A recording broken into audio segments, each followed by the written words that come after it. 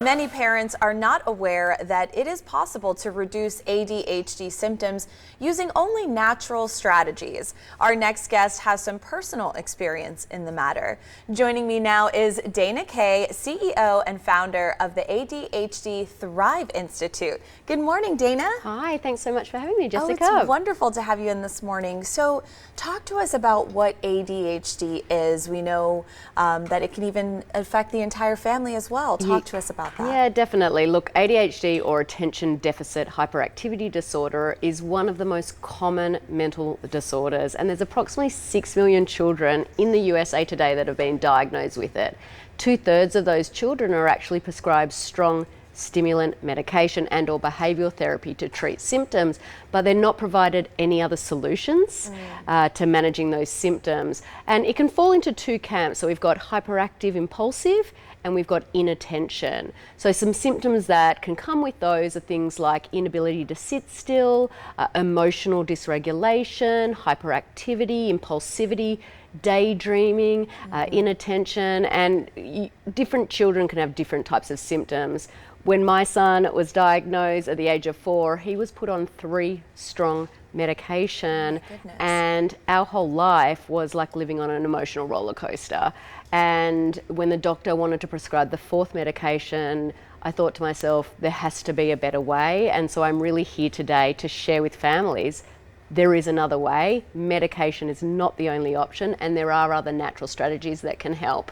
Absolutely. I'm curious to know, when do, let's say, parents and families say, okay, we need to take our child in to either get tested or looked at for ADHD. Some of those things you mentioned can seem almost like a little bit of normal behavior for someone, correct? Yeah, look, I think it's like if you add it all up, and if the family are really struggling, then it's probably not just normal behavior. But yes, it's hard to decipher, is this normal behavior or is it not? The best thing to do is to go in to a specialist pediatrician, not just your general pediatrician, and have proper testing done to determine whether or not that's the case. Absolutely. Now, what are some contributors when it comes to ADHD? Yeah, that's a really good question.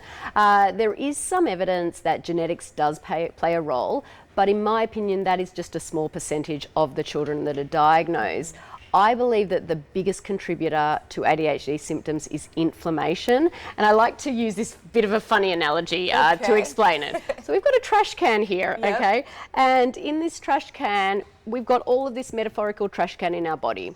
And obviously, we're meant to empty our trash can. We put it out on our curb every Monday to take away the trash. But if we can't effectively empty the trash can, it's going to build up and build up and build up. And so we put all of this load on the trash can. We put poor diet, we put toxic medications, we put too much sugar, we put bacteria, things like that. And so what's happening to our kids is we're putting all of this load on their trash can. They're not able to take it out to the curb on Monday to empty it because their detoxification pathways are compromised, and it overflows into their body, causing inflammation. And that inflammation exacerbates ADHD symptoms. So we really need to reduce the load on the trash can to reduce that inflammation. Now, before we go, I want to talk about maybe some natural remedies or strategies that you have that have helped. Yeah, definitely. The first thing obviously is to reduce the load on that trash can, and we do that through diet.